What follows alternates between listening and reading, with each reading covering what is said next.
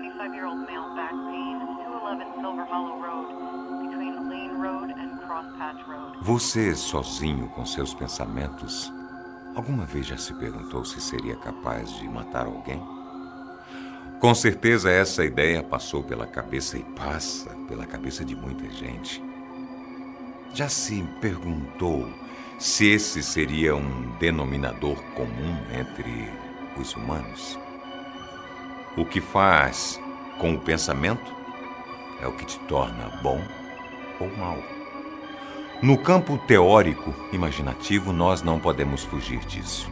Já no campo prático, existe essa possibilidade. Se você leva suas ideias maléficas à frente, você escolheu um lado e vice-versa. Se alguém que levou esse pensamento à frente e matou alguém é uma pessoa má, qual adjetivo daríamos a alguém responsável por 931 assassinatos, que foram consumados literalmente com suas próprias mãos? Existe nome na língua portuguesa para caracterizar tamanha maldade? Tamanho gosto pelo ato da morte? Pense nisso e aproveite. Já dê o seu like e não se esqueça de ativar o sininho das notificações. A gente vai fazer com que você conheça o retrato mais fidedigno da maldade que já existiu. Thug Baron, o homem que ceifou quase 1000 vidas durante seus 75 anos de vida. Garantimos que você não viu muita coisa parecida até hoje. Eu sou o Boco e você é muito bem-vindo ao canal Fatos Desconhecidos.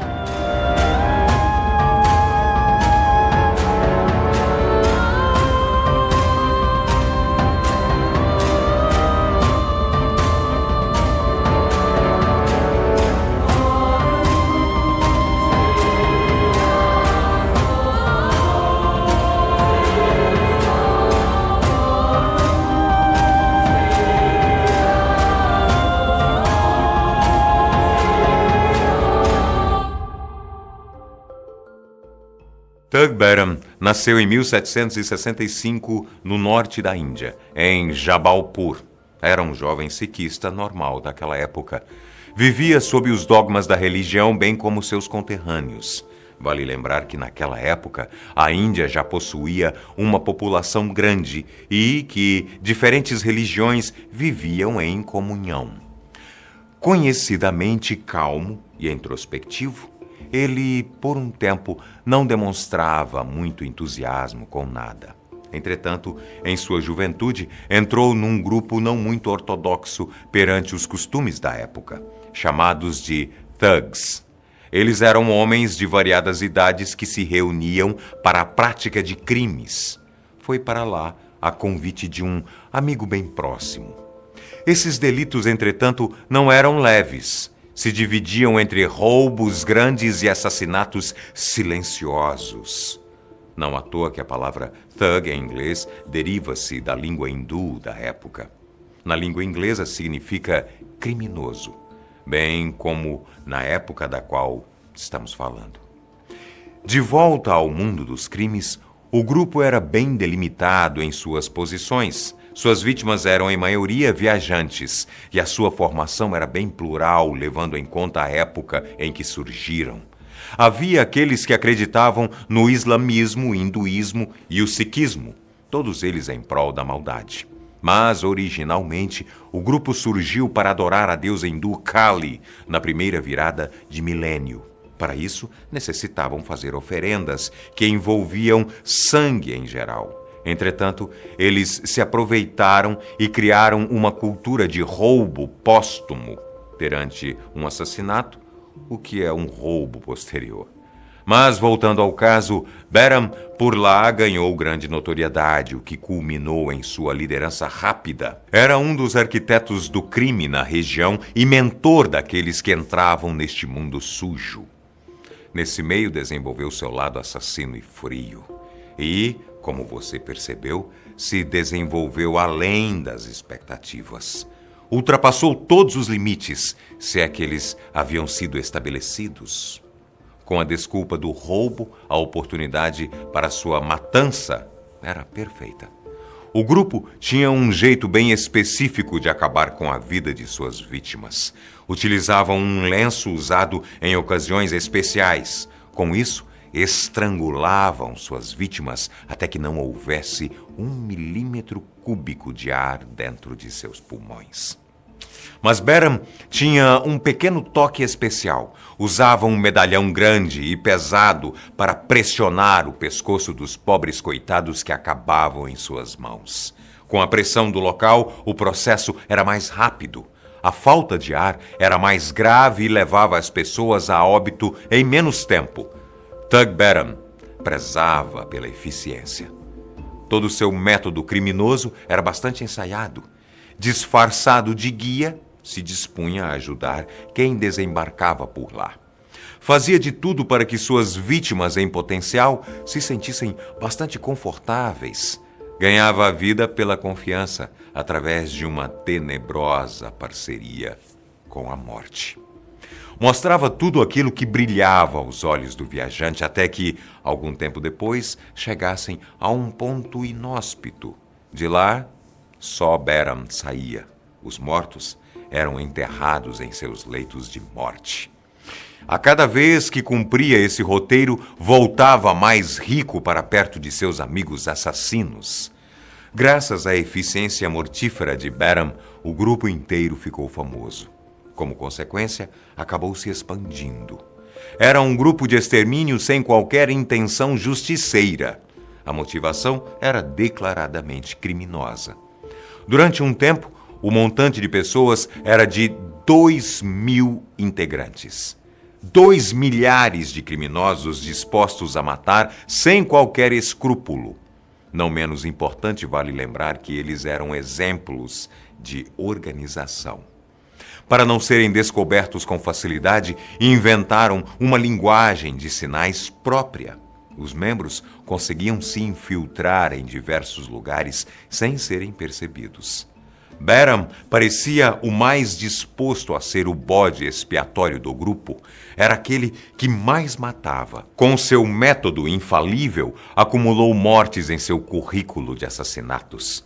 Primeiramente 100, depois 200, depois 300 e assim por diante. Talvez nessa época tenha sido talhado também o nome crime organizado. Todos os passos do grupo eram dados de maneira bem pensada e sob as sombras. Não se admitiam falha para que se continuasse a matança. Consequentemente, o número de pessoas mortas ou desaparecidas na região cresceu assustadoramente. A Inglaterra, com grande influência e domínio na região, sentiu falta dos seus que iam para lá e não voltavam. Percebeu que isso não acontecia somente com seus comerciantes. Os conterrâneos indianos dos assassinos também eram vítimas ocasionais. Mas os thugs possuíam influência dentro da guarda da época. Por isso, conseguiram se safar por algum tempo. Não eram entregues aos ingleses porque ajudavam a denunciar outros criminosos tão perigosos quanto. Só que há um limite em tudo. De pouco em pouco, os ingleses demonstraram sua autoridade. Conseguiram ganhar campo, moral e informações. Foram desfazendo pouco a pouco o grupo dos thugs. Prendiam alguns aqui, matavam outros lá, extraíam informações através de maneiras escusas a fim de acabar de uma vez com as mortes numerosas que assolavam a região. Fizeram isso por um bom tempo até capturar um homem do bando de Beram. Para não conhecer o Vale da Morte, o homem revelou a localização de seus comparsas, entre eles o mais mortal, Thug Beram. Sem planejar muito, a polícia foi ao encontro de todos esses assassinos. Capturou mais um monte e, enfim, conseguiu encontrar o mais perigoso deles. No caso, eles só descobriram que ele era o mais mortal deles bem depois, quando ele estava devidamente preso à espera da sentença. Suas declarações deixaram embasbacados até os mais experientes militares daquela região. O assassino revelou tudo aquilo que havia feito. A lista era extensa. era difícil de ler e molhada em sangue. A quantidade de mortes era tão grande que há uma confusão nessa parte da história. Alguns atribuem menos mortes a Behram, enquanto outros acreditam ainda mais enforcamentos na extensa lista. Mas, segundo a maioria dos fatos, as mortes decorrentes das mãos do homem chegavam a quase 1.000. O grupo, em sua totalidade, foi acusado de acabar com a vida de quase 500.000 de pessoas. A maioria desses mortos era inocente e só estava de passagem. A partir desse momento, a história fica ainda mais turva, quase impossível de ver. Behram, obviamente, foi condenado a uma morte rápida e dolorida. Neste ponto, as histórias se dividem. Há uma vertente que acredita que ele, como ironia do destino, foi condenado a morrer estrangulado por uma corda. Neste, ele acaba sucumbindo à falta de ar e morre como suas vítimas. Em outra teoria, ele teria dado com a língua em todos os dentes para dedurar os seus companheiros, assim como num processo de delação teria ganhado um benefício perante a lei. A liberdade teria sido o presente. E, ao que tudo indica, ele parece ter gostado do presente. Aqueles que contam essa história dizem que ele fugiu sem rumo e sem deixar qualquer vestígio, mesmo que ele seja o maior matador conhecido da história. Enfim, só saberemos essas respostas se tiver um além e dermos a sorte ou azar de o encontrarmos por lá. Voltando à sua história, alguns contam como 931 o número de pessoas que ele enforcou. Por outro lado, uma boa quantidade de estudiosos refuta essa informação. O que é sabido no final das contas é que ele foi um assassino contumaz e sem o mínimo de escrúpulos. Behram apenas usou o grupo criminoso como escapamento para a realização de suas peripécias sangrentas. E conseguiu. Até hoje não há registro de alguém que tenha quantidade parecida de mortes no currículo. Ninguém chega nem perto. Agora, você. Deixe o seu comentário aqui embaixo, respondendo a seguinte pergunta. O que diria para esse homem se pudesse estar frente a frente com ele agora? Nós estamos curiosos com o resultado. Eu estou ficando por aqui. Até a próxima. Barbárie. Os shows de horrores viveram a sua era de ouro lá no começo do século XX. E as histórias dos artistas que faziam parte desses espetáculos não são nenhum conto de fadas. Até hoje, os circos têm a má reputação de exploração e maus tratos. E também não é o primeiro lugar que a gente pensa em ir num fim de semana, por exemplo. Esses shows de horrores começaram exibindo animais deformados e passavam bem longe das mágicas e palhaçadas. Não demorou muito para que pessoas deficientes ou com alguma deformidade física tomassem o lugar dos animais no centro do palco e se tornassem motivo de piada para todo mundo. É uma doideira pensar nisso, eu sei. Mas essas pessoas sofriam tanto preconceito e atraíam tantos olhares estranhos e curiosos que alguns resolveram ganhar dinheiro e se tornaram atrações nos freak shows. Nós fomos em busca de histórias verdadeiras sobre os artistas mais lendários, para te contar as 5 coisas mais bizarras que aconteciam nos freak shows do passado. Eu sou Antônio Bocco e você é muito bem-vindo ao canal Fatos Desconhecidos. Número 1, George e Willie, os irmãos negros albinos. A nossa primeira história é real e rendeu até um livro. Eu vou contar como os 2 irmãos negros albinos, George e Willie Mills, foram explorados em shows de horrores por todos os Estados Unidos. Eles foram sequestrados ainda crianças, em uma cidade da Virgínia, e forçados a trabalhar no circo Ringling Brothers e Barnum e Bailey, como atração de números bizarros do tipo os Cabeças de Ovelha ou os Mensageiros de Marte. O fato é que os meninos cresceram numa época em que os negros não tinham lá muitos direitos e os famosos circos eram o melhor programa que se tinha para fazer. Os traços afro-americanos, junto com a pele branquíssima, fazia deles 2 figuras muito exóticas e os meninos ficaram muito famosos por isso. Todo mundo falava sobre Iko e Iko, como eram chamados no circo. Mas não demorou muito tempo para que passassem de exibições para números principais do espetáculo. Até apresentações lotadas na Madison Square, em Nova York, eles fizeram. Eles nunca foram para a escola. Então cresceram analfabetos e passaram por muitos traumas, já que os donos os mantinham em cativeiro e diziam que sua mãe estava morta, que eles não tinham ninguém para cuidar deles. E não é preciso ler para perceber que alguém é motivo de piada. George e Willie sabiam muito bem que as pessoas iam até o circo apenas para rir deles. E isso os fazia se sentir ainda pior. Como os meninos eram conhecidos no país inteiro, claro que a mãe foi em busca deles.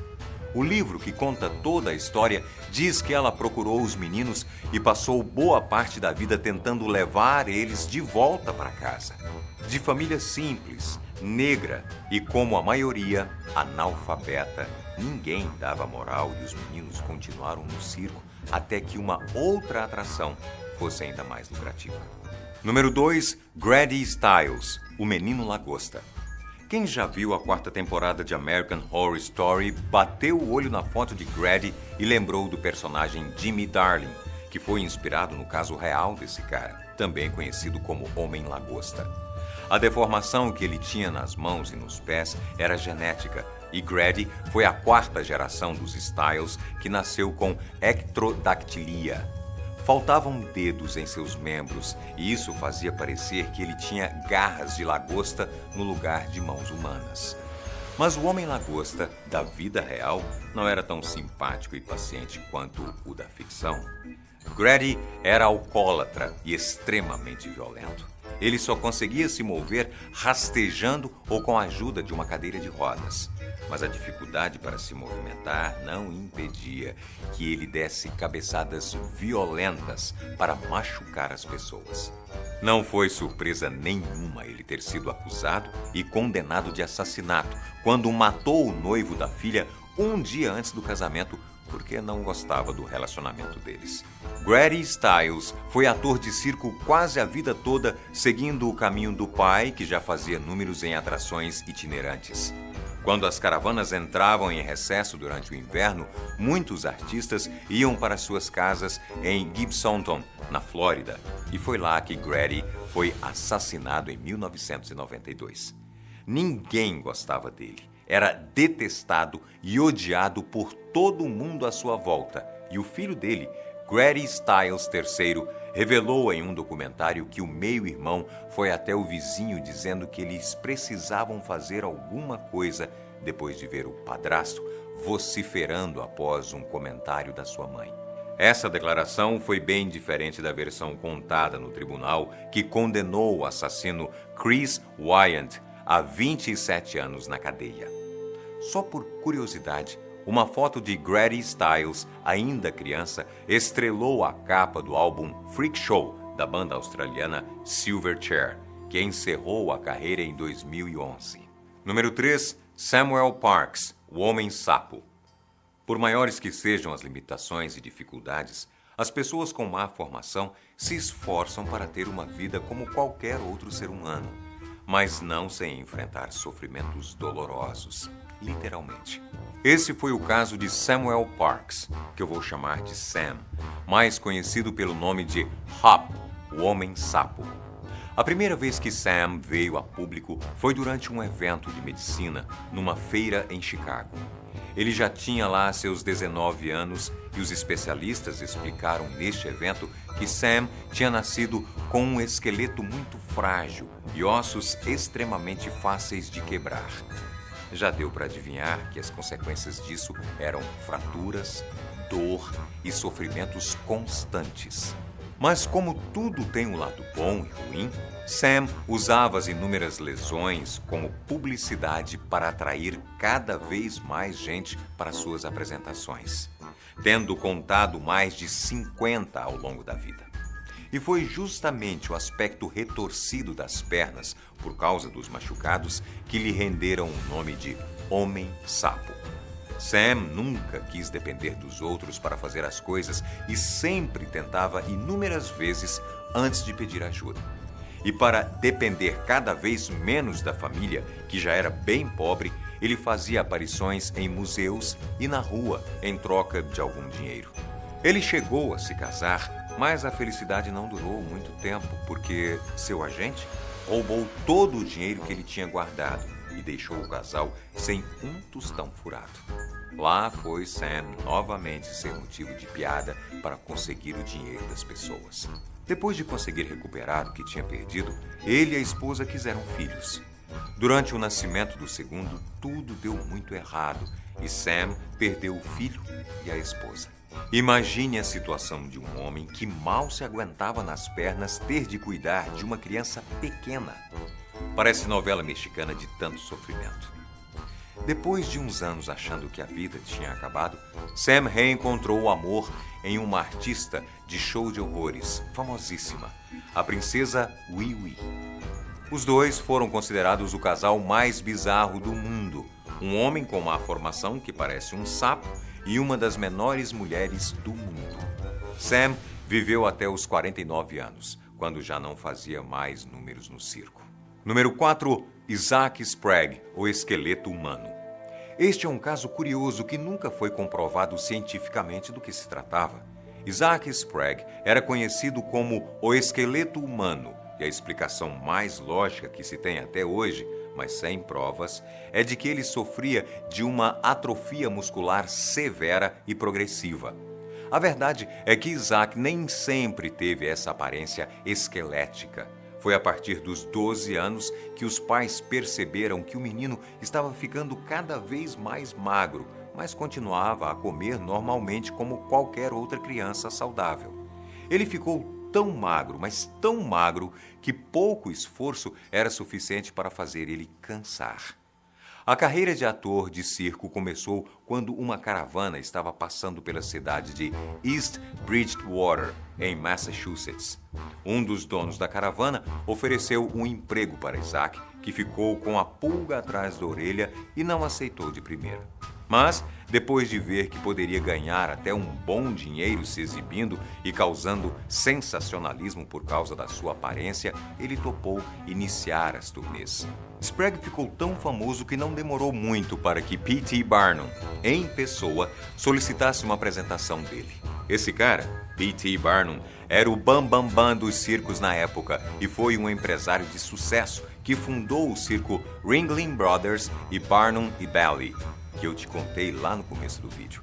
Ele também era famoso pelo mau caratismo e o modo desumano que tratava seus artistas. Isaac chegou a pesar pouco mais de 40 quilos, medindo 1,70 de altura, e as dívidas e o vício em jogos de azar levaram o glorioso esqueleto humano à miséria, que morreu com seus 44 anos. Número 5, Martin Laurello, o Homem Coruja.